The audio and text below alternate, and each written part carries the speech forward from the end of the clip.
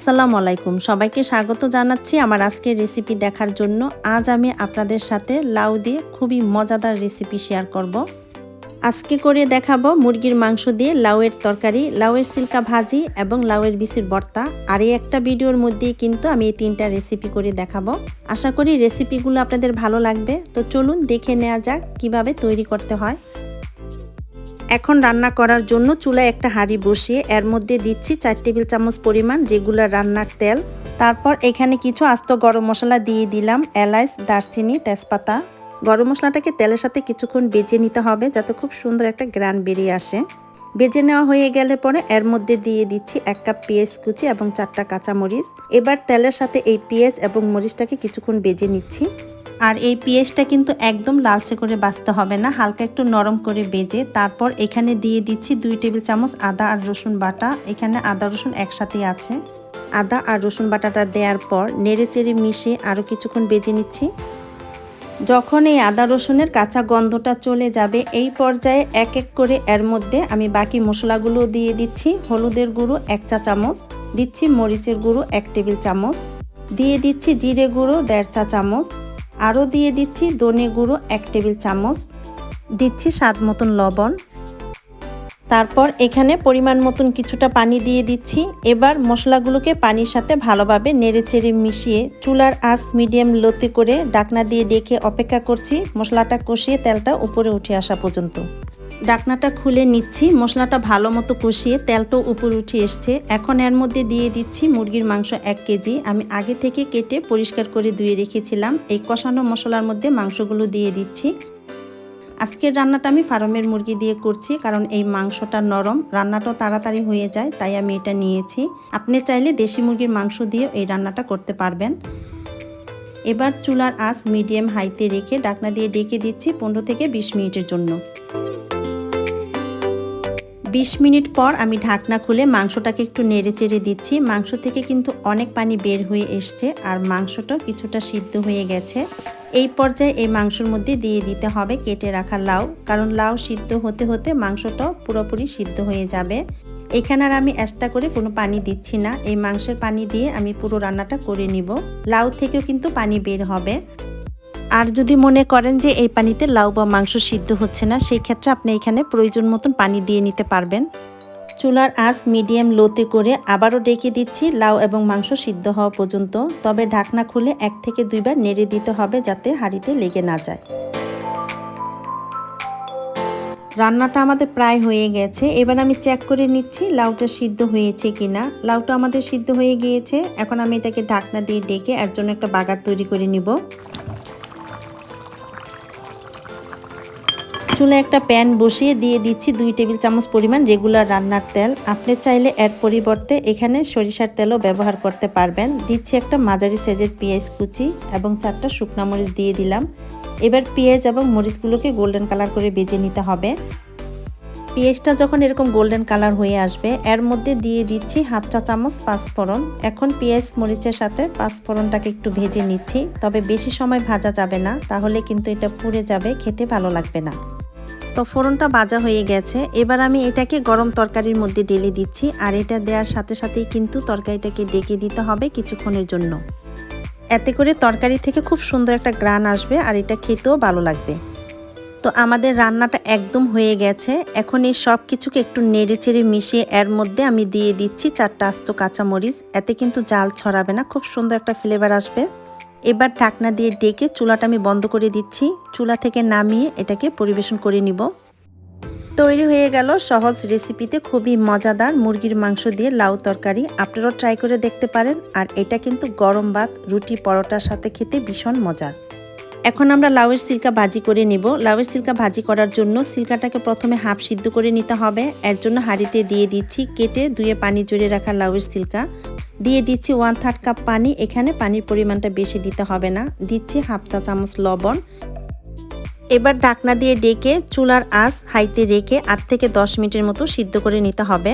এর চেয়ে বেশি সময় সিদ্ধ করা যাবে না, তাহলে কিন্তু সিল্কার কালারটা এরকম গ্রিন থাকবে না, হলুদ হয়ে যাবে। তো লাউয়ের সিল্কাটা সিদ্ধ হয়ে গেছে।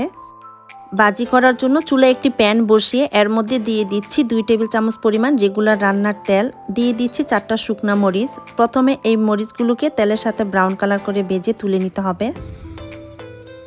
মরিচগুলো ভাজা হয়ে গেছে, এখন আমি এগুলোকে তুলে নিচ্ছি। এবার এই মরিচ ভাজার তেলে দিয়ে দিচ্ছি 2 টেবিল চামচ পরিমাণ রসুন কুচি, আরও দিয়ে দিচ্ছি হাফ কাপ পেঁয়াজ কুচি। এবার এই রসুন পেঁয়াজটাকে হালকা একটু ভেজে এর মধ্যে দিয়ে দিচ্ছি 5-6টি কাঁচামরিচের ফালি। রসুন পেঁয়াজের সাথে মরিচগুলোকে একটু ভেজে নিচ্ছি। আপনি চাইলে এখানে কিন্তু কাঁচামরিচের পরিবর্তে শুকনা মরিচের গুঁড়াও ব্যবহার করতে পারবেন। দিয়ে দিচ্ছি জিরে গুঁড়ো হাফ চা চামচ, কোয়ার্টার চা চামচ হলুদের গুঁড়ো, স্বাদ মতো কিছুটা লবণ। এখন এই মশলাগুলোকে নেড়ে চেড়ে একসাথে ভালো করে একটু মিশিয়ে এর মধ্যে দিয়ে দিচ্ছি 1/3 কাপ পানি। চুলার আঁচ মিডিয়ামে রেখে না ডেকে 2 থেকে 3 মিনিটের মতো এই মশলাটাকে কষিয়ে নিতে হবে। মশলাটাকে 2 থেকে 3 মিনিটের মতো কষিয়ে নেওয়ার পর এখন দিয়ে দিচ্ছি 2টা আলু কুচি। এবার মশলার সাথে আলুটাকে একটু কষিয়ে নিচ্ছি কিছুটা সিদ্ধ হয়ে আসা পর্যন্ত।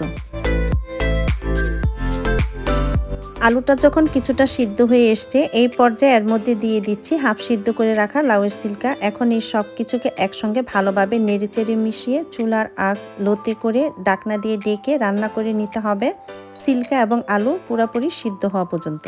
তবে এরই মাঝে অবশ্যই 1 থেকে 2 বার ঢাকনা খুলে নেড়ে দিতে হবে যাতে নিচ থেকে পুড়ে না যায়। প্রায় 15 মিনিট পর আমি ঢাকনাটা খুলে নিচ্ছি। আমাদের ভাজিটা হয়ে গেছে। নামানোর আগ মুহূর্তে এর মধ্যে আমি দিয়ে দিচ্ছি কিছু ধনিয়া পাতা কুচি। এটা অপশনাল, আপনাদের হাতের কাছে যদি না থাকে না দিলেও চলবে।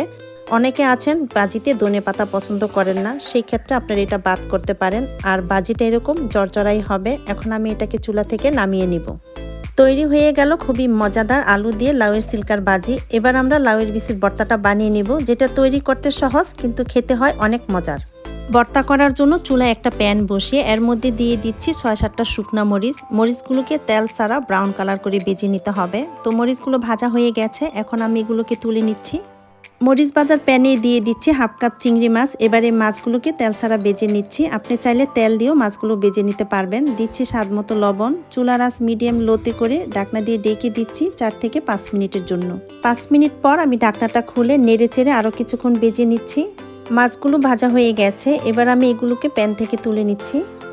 চিংড়ি মাছগুলো তুলে নেওয়ার পর এই একই প্যানের মধ্যে দিয়ে দিচ্ছি লাউয়ের বিচি। আর এখানে পুরো একটা লাউয়ের বিচি আমি পরিষ্কার করে ধুয়ে নিয়েছি। দিচ্ছি 1 কাপ পেঁয়াজ কুচি। এখানে কিন্তু আর কোনো এক্সট্রা পানি অ্যাড করতে হবে না। বিচি এবং পেঁয়াজ থেকে যে পানিটা বেরিয়ে আসবে সেই পানিতে বিচিটা সিদ্ধ হয়ে যাবে। চুলার আঁচ মিডিয়ামে রেখে ঢাকনা দিয়ে ডেকে দিচ্ছি 3 থেকে 4 মিনিটের জন্য। 4 মিনিট পরে আমি ঢাকনাটা খুলে একটু নেড়ে চেড়ে দিচ্ছি। এখনও কিন্তু কিছুটা পানি রয়ে গেছে, এই পানিটা পুরোপুরি শুকিয়ে নিতে হবে।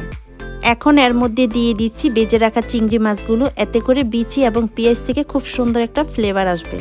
আবারও ডেকে দিচ্ছি বিচিটা সিদ্ধ হয়ে পানিটা শুকিয়ে আসা পর্যন্ত। বিচিটা সিদ্ধ হয়ে পানিটা যখন শুকিয়ে আসবে এই পর্যায়ে এটাকে একটু নেড়ে চেড়ে ভেজে চুলা থেকে নামিয়ে ঠান্ডা করে তারপরে ভর্তাটাকে বানিয়ে নিতে হবে। আজকের ভর্তাটা আমি পাটায় বেটে করব। ভাজা মরিচের সাথে দিয়ে নিচ্ছি 1 টেবিল চামচ সরিষা। এখন অল্প অল্প পানি দিয়ে এই মরিচ আর সরিষাটাকে মিহি করে বেটে নিচ্ছি। আর ঝালের পরিমাণটা আপনারা এখানে কম বেশি করেও দিয়ে নিতে পারবেন। আপনাদের কাছে যদি শিলপাটা না থাকে সেই ক্ষেত্রে ব্লেন্ডারও এই ভর্তাটা করতে পারবেন, তবে পাটায় বেটে করলে এটা খেতে বেশি মজার হয়।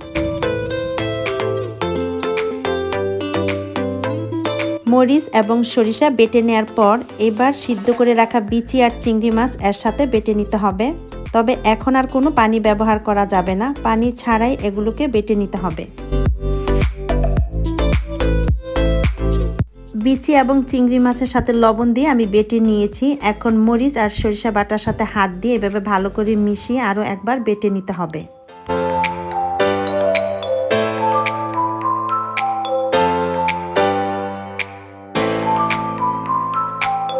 ভর্তাটা আমার বানানো হয়ে গেছে। এবার গরম গরম ভাতের সাথে পরিবেশন করুন, খেতে কিন্তু অসাধারণ লাগবে।